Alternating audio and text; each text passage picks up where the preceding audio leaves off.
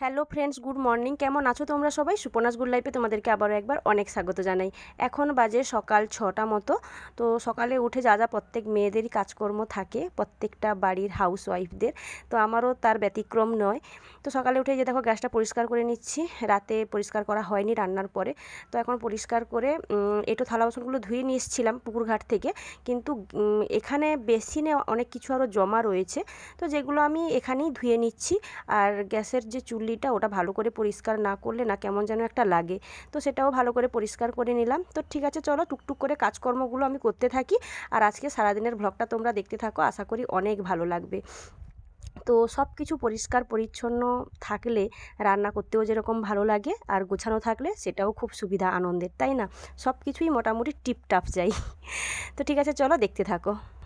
তো আজকে তো শুক্রবার, তো মেয়ে এই কারণে পিটি ড্রেস পরেছে। আর এখন বাজে সকাল 9:30, প্রায় 10টা বাজতে যায়, কারণ 10টা 45-এ আমার মেয়ের স্কুলের গাড়ি চলে আসে।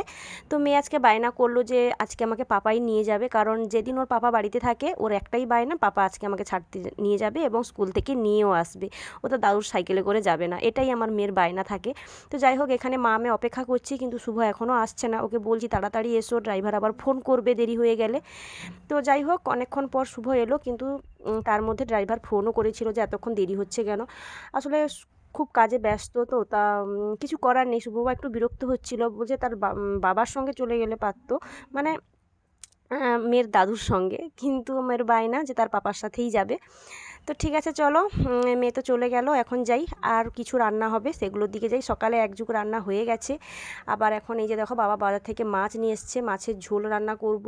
আর এখানে ঝিঙে দিয়ে একটা তরকারি করব। এখানে কয়েকটা ছোটো ছোটো মাছ রয়েছে, এগুলোর একটা তরকারি হবে। আর এখানে দেখো বাবা এই যে বাজার থেকে নিয়ে এসছে সয়াবিন প্যাকেট 1 প্যাকেট, আর হচ্ছে ঝিঙে নিয়ে এসছে, ক্যাপসিকাম, উচ্ছে, টমেটো, আলু, পেঁয়াজ, এই সব টুকিটাকি কিছু বাজার নিয়ে এসছে। তো চলো রান্নাটা করে ফেলি। দুপুরে রান্না আমার কমপ্লিট হয়ে গেছে। আর দেখো আমি পুরো ঘামে ভিজে গেছি। সবারই গরম লাগছে, শুধু আমার কেন, কারণ ভীষণ গরম পড়েছে কয়েকদিন। বৃষ্টি যে কবে হবে কে জানে।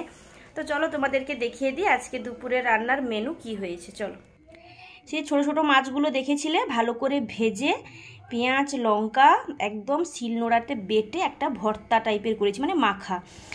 দারুণ হয়েছে খেতে, দারুণ। কেমন মানে কি বলবো, আমি একটু টেস্টও করে নিয়েছি, মাকেও করিয়েছি, মা বলছে দারুণ হয়েছে খেতে।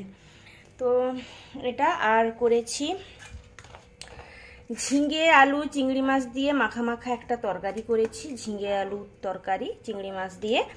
আর এটা তোমার মেয়ে খেয়ে গেছিলো, আর একটু থেকে গেছে, বাটি তরকারি তেল ঝাল মতন করেছিল চিংড়ি মাছ দিয়ে। তখন তো বাবা বাজার থেকে মাছ নিয়ে আসেনি, তাই চিংড়ি মাছ দিয়েই করে দিয়েছিলাম। আর এখানে ওই যে মাছের একদম তেল ঝাল করেছি, গোটা গোটা মাছের, মানে আমি কোনো রকম কোনো সবজি আলু কিছুই দিইনি। দেখো কালারটা দেখে বলো কেমন হয়েছে। এবং গ্রেভিও কিন্তু বেশি নেই, হালকা করে গ্রেভি। তো আর রয়েছে পাকা আম। এই হচ্ছে আমাদের দুপুরের লাঞ্চের মেনু। তো ঠিক আছে, চলো আর পারছি না, এখন একটু ফ্যান চালিয়ে রেস্ট নেব।